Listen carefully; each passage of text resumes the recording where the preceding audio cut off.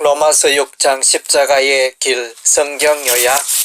죄에 대한 질문. 죄에 거하겠느냐? 그리스도인이 죄에 거하는 것은 합당치가 않습니다. 그리스도인은 죄에 대하여 죽은 자들입니다.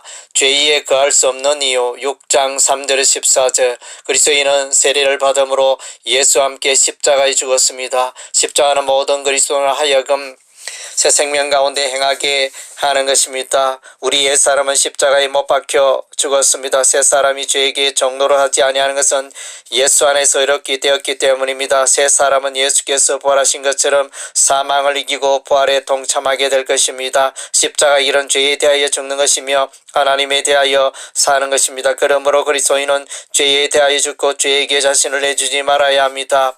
죄의 종에서 의의 종으로 6장 15절에서 23절.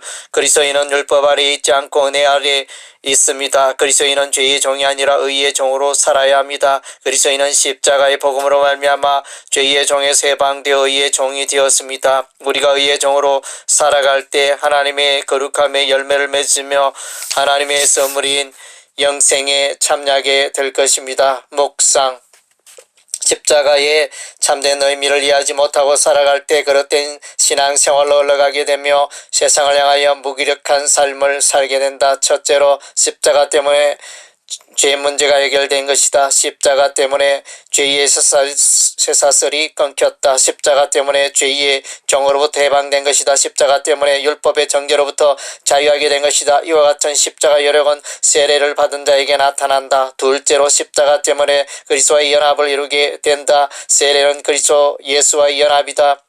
그리스도와의 연합은 죽음과 생명을 경험하게 된다. 이 연합 속에서 옛사람은 죽고 새사람이 출생하게 된다. 그리스도와의 연합은 곧 그리스도의 지체가 되는 것이며 그리스도의 사람이 되는 것이며 하나님의 자녀가 되는 것을 의미한다. 그리스도는 포도나무요 우리는 그의 가지인 것이다. 셋째로 십자가 때문에 새로운 삶의 방향성을 발견하게 된다. 그리스도께서 십자가에 죽으시고 부활하신 것처럼 세례를 받은 자는 죄 가운데 살았던 옛사람이 있고 새사람이 하나님을 명하여 새 생명 가운데 살게 되는 것이다. 십자가를 통하여 옛사람이 죽고 새사람이 살게 된 것이다. 십자가로 말미암아 새사람은 하나님을 향하여 하나님의 의의 종으로 살게 되는 것이다. 십자가를 말하면서 여전히 죄 가운데 살고 있다면 그는 십자가의 참된 의미를 모르고 살아가는 자이다. 새싹들이 빛을 향하여 그 가지를 뻗듯이 그리스도인들은 더 이상 죄에게 자신을 드리지 않고 의의 태양이신 그리스도를 향하여 자신의 삶을 드리는 것이다. 십자가의 길은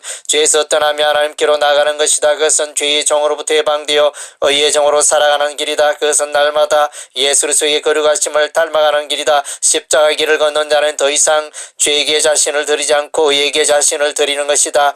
야고보서는 행함이 없는 믿음은 것이요 죽은 것이라고 말하고 있다. 아브라함은 믿음으로 그 아들 이삭을 제단에 바친 것이다. 믿음에는 반드시 그 행함이 따르는 것이다. 십자가로 말미암아 의인이 되었음을 소중히 여기고 날마다 의에게 자신을 드리고 의의 종으로 살아가야 한다. 십자가의 참된 의미를 발견하지 못하고 살아갈 때 하나님의 지식과 삶이 분리되어 쓸모없는 무기력한 그리스도인으로 전락하게 되는 것이다.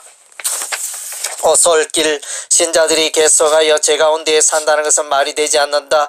왜냐하면 신자들은 죄에 대하여 죽은 자들이기 때문이다. 2절과 15절에서 그럴 수 없느니라 는 표현이 반복하여 등장하고 있다. 이는 죄를 짓는 일이 결코 일어나서는 안 된다는 표현이다. 세례를 받은 그리스도는 죽고 사는 것을 체험하게 된다. 그리스도와 연합하여 십자가에 죽고 그리스도와 연합하여 부활해서 생명 가운데 살게 된다. 이는 곧 죄에 대하여 죽고 의에 대하여 사는 것을 말한다. 그리스도인은 죄에 대하여 죽고 더 이상 죄에 거하지 아니하며 죄에게 종노를 하지 아니하며 죄에게 자신을 드리지 않으며 죄에서 해방되어 살아가는 자이다. 그리스도인은 죄와는 관계를 단절하고 이와는 새로운 관계를 맺고 살아가는 자이다. 그리스도인은 죄의 종에서 벗어나 의의 종으로 살아가는 자이다. 그리스도인은 자신을 불의의 무기로 드리지 않고 의의 병기로 드리며 살아가는 자이다. 로마서 3장에서 모든 사람은 하나님 앞에서 죄인이며 율법의 행위로 입다함을 얻을 육체가 없음을 말하며 오직 예수 그리스도를 믿음으로 얻게 됨을 말하고 있다. 로마서 4장에서는 오직 믿음으로 얻게 된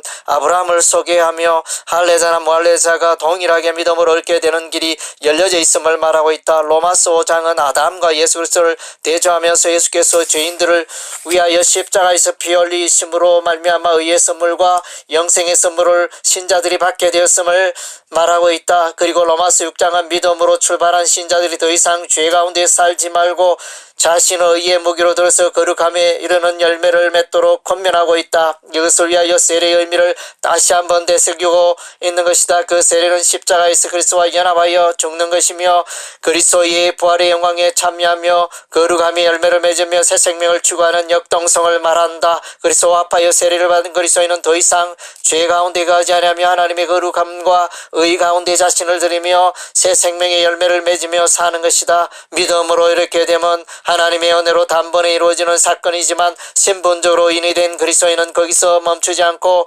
계속하여 새 생명 가운데서 성화의 삶을 살며 거룩한 열매를 맺어가는 것이다.